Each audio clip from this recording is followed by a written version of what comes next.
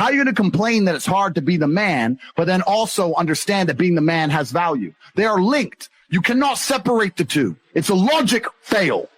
If you love the idea of being that character you dream of yourself to be, then you should love the fact it's hard to become that man, because it means no one else can do it. I know the shit I've been through to become who I am, and I wouldn't trade a second of it, because there's also this massive juxtaposition which is so important for masculine happiness and contentment. I'll tell you the coolest thing about being rich. Remember when I was broke? It's only cool to sit there with my brother in the fucking Nurse Rat restaurant with Salt Bae being an idiot, spending 15 G's and saying, do you remember when we didn't have a penny? 15 grand for dinner? We never had 15 grand in our savings account in our lives. Bam. Do you remember that time we were living off those 10p packs of noodles for 2 weeks? You need this juxtaposition. There is no light without dark. You will not appreciate your six pack unless you didn't have one and you had to earn it. That's how the world works. You know what, Tate? Yeah, I agree, but you know, it's hard. It's hard. Of course it is. It's supposed to be. And if you're not cut out for it, then fuck off and live a normal existence and die. Sit there, letting other men enjoy the spoils of being a man and fucking die. If that's what you want to do, is just sit there and exist and then fade into history unremembered. That's your decision. People say that depression is stigmatized. It's the complete opposite. It's accepted now to the point where it's almost promoted. It's insane. Let me tell you something. Depression is not real. Feeling depressed is real. You can feel depressed, but you feel depressed, and that is a natural biological evolutionary trigger for you to change something in your life. That's your own mind telling you you're unhappy about X. If I went to jail today, I'd be depressed because I'm in jail. I don't have a disease. I'm just upset with my situation. I have people mess with me all the time. I'm fat and I can't get a girlfriend because I'm depressed. I'm like, no, pancake lover. You're depressed because you're fat and you can't get a girlfriend. Do you understand? For a lot of people, your life is depressing. A lot of you out there, if you're sitting there and you say you suffer from depression, you probably live a depressing life. You probably live a depressing life. So if I was you, I'd be depressed. But if you were me, you'd be happy. Do you know what could solve depression for most poor people? $1 million in the bank. So how is it a disease? This absolute acceptance of depression and acceptance of weakness. When you accept anything, to a degree, you're promoting it. Weakness is promoted now in men. Yeah. So let's take Robin Williams as an example. Robin Williams killed himself. Right? Famous. He could be banging 19-year-olds for the rest of his life. Multi-millionaire. Everyone loves him. How could he possibly kill himself? I'll tell you why. Because when he walked into the therapist's office and said, I feel depressed, the therapist said, okay, here's some mind-altering drugs. Start taking these for the next 10 years. If I had to take mind-altering drugs and talk about sad shit for 6 hours a day for 10 years, I'd kill myself. But if he would have walked into the therapist's office and the therapist said to him, you're Robin Williams. There are people in the world with no food. There are families in Syria. There are school buses being bombed in Yemen. There are people who lost their entire family in a car crash today. You're Robin Williams and everyone you love is in perfect health. You're a selfish idiot. Get out of my office. He'd still be alive today. The cure made it worse. And this whole society of accepting depression, as soon as someone's depressed, instantly go to them, oh, poor you.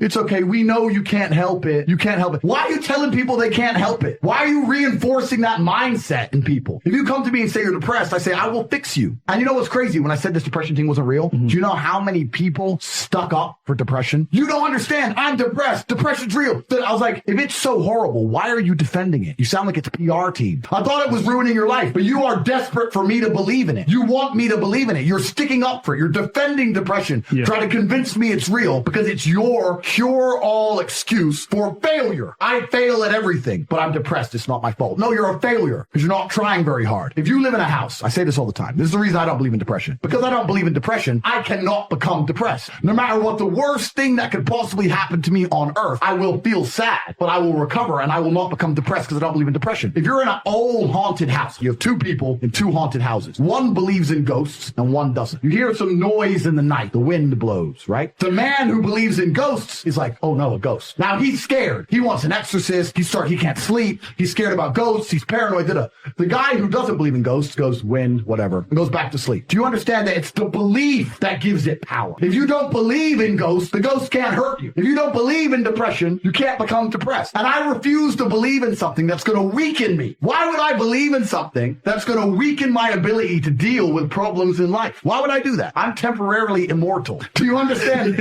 I'm temporarily immortal. And I'm not going to waste my living years believing in things which take power from me because I'm not an idiot. So if you're going to sit there and go, depression is real, actually, you don't understand the problems I'm going through. You're a moron. And the great thing about morons is, as you lose, there's no light without dark, right? There's no joy without pain. Of course. For me to be a winner, there needs to be losers. But you're not going to convince me to join your way of thinking. The last thing, anyone who's watching this, I want you to understand, the last thing you should ever do is adopt the thinking of someone who is sad. Bam. Why would you want to think like the sad person? I'm sad and I'm semi-suicidal. You should have the same views and beliefs as me.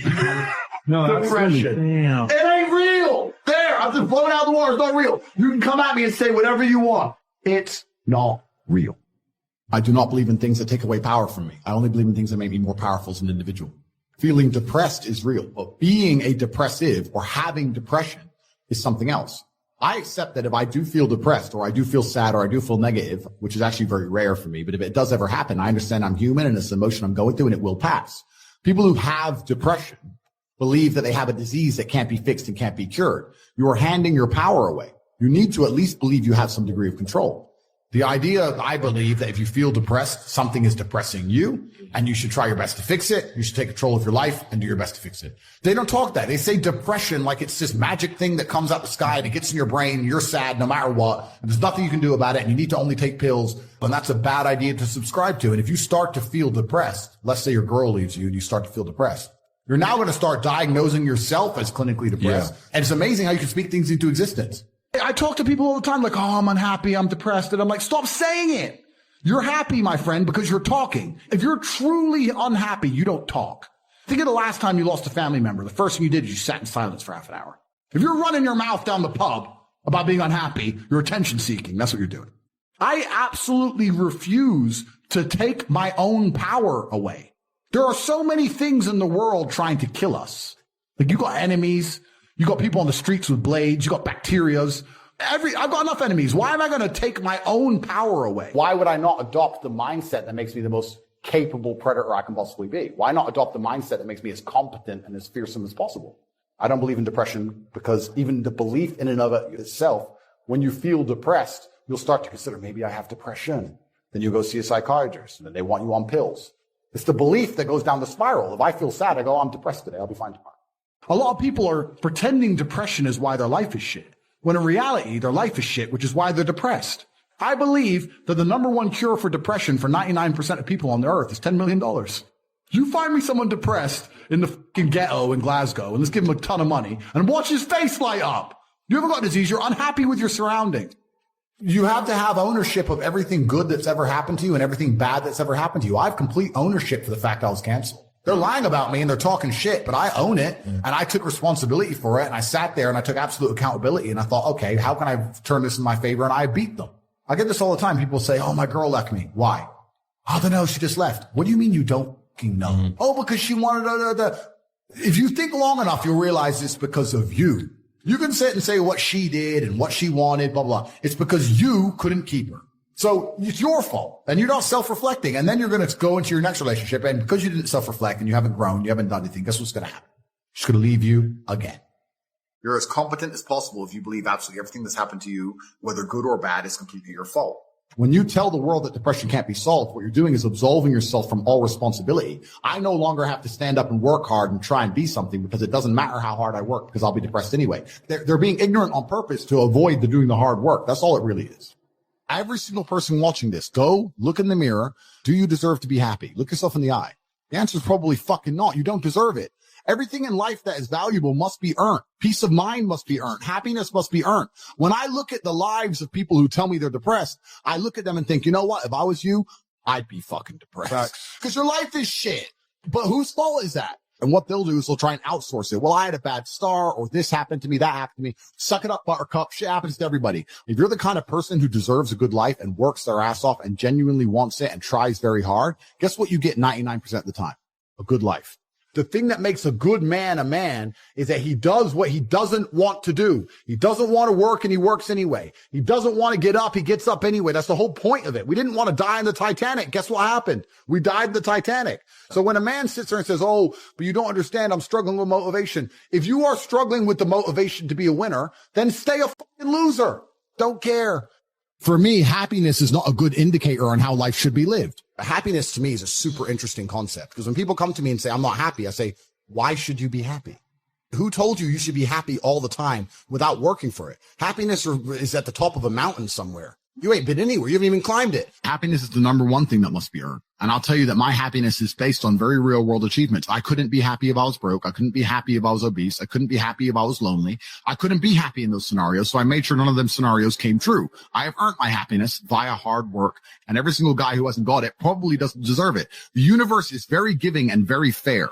People seem to think that the world is unfair, and those are all the same people who tell themselves they're unlucky. I believe God is a very giving being, and that the world, all in all, generally balances out and is pretty fair. If you're the kind of person who deserves a good life and works their ass off and genuinely wants it and tries very hard, guess what you get 99% of the time? A good life. The universe is pretty fair and pretty balanced. I've yet to meet somebody who gets up every day, does what they're supposed to do, works hard, goes to the gym, makes their money, looks after it, is sensible, doesn't blow it, etc., who then fails. You may want something, but you certainly don't deserve it, and that's why you don't have it. As a man, you have a burden of performance. As a man, you shouldn't be waking up going, how do I get happy? As a man, you wake up and say, okay, how do I perform? You know, and happiness will come at the end of the performance anyway. If you're unhappy with your life and you're depressed, I don't expect you to be popping pills and sitting laying in bed. I expect you to give me a huge list of everything you're achieving per day. You know, but people are told the opposite. No, you feel depressed. That's wrong. You should be happy anyway. Take the pills, stay home, take some time off. Complete garbage. You're depressed. Okay, get up, go for a run, get a second job. You can outrun depression. Happy or sad, the push-ups must be done. It's called duty. It's called honor. It's called pride. The most ironic thing about all of this is that if you don't prioritize happiness and you prioritize feeling proud of yourself, you end up happy by extension. If I would have chosen to try and be happy, I would have never ended up happy. This infantile mindset that we're all supposed to be like we were when we were 3 years old, and, something shiny, laugh all the time, run around in circles, a cardboard box. We're grown-ups and we have responsibilities, and you don't necessarily have to be happy to perform, especially if you're a man. Here's how to really cash in on this year. Number one, get serious. Life is serious. And we're dealing with some serious matters here. We're not here to entertain. We're here to instruct. We're here to grow. We're here to learn. We're here to get the best we possibly can. Life is serious. The future's serious. It's serious whether you win or lose. It's serious whether you succeed or fail. Matters of income are serious. Matters of supporting your family, serious. Are you serious? Why? We got a serious matter here to discuss. And I want you to take on that serious tone. Take your own future serious. What you can do for your family, take it serious. To have the best year ever this year, don't miss the opportunity to learn. Take a good key phrase home, use it in your training. Don't be lazy in learning. Get smart. If you've had a bad week, just sit down and ponder that for a while. See if you can't pick up some ideas from a poor week and then make a better week. This is called the possibility for life change starts with education. Don't be lazy in learning. Don't be lazy in learning from your own experience. Learning is the beginning of wealth. Learning is the beginning of life change. Just because you've listened to those millionaire tapes one time is no sign you've got it. I'm asking you to listen to them over and over. I'm asking you to dedicate yourself to a new level of learning. Never let it be said you didn't learn. If you want to solve your problems, you got to learn. If you want to take advantage of an opportunity, you got to learn. The same wind blows on us all. The difference in where we arrive at the end of the week, at the end of the month, at the end of the year is not the wind that blows. But what's going to make the major difference? Each person's personal philosophy that sets a better sail, sets a better sail. Don't ask for better seed and soil. All you got's what's available. Wherever you've come from in your country, the economy you got, that's all you got. The key is to set a better sail and turn what you've got into the miracle of your future. Here's number 3. Get going. You got to get going. You got to take action. Could change, should change, don't change. You're on the wrong track. Don't let neglect destroy your days, destroy your life, and destroy your future. Go back and do what you can. You got to take care of the small disciplines before life will give you a chance to handle the more complicated disciplines. And do not neglect them and do not disregard them as being trifling. Everything matters. Everything's important. Go for the disciplines, the smallest of disciplines, the least of disciplines. If you'll be disciplined when the amounts are small, we'll make you a ruler, give you a position of authority when the amounts are many.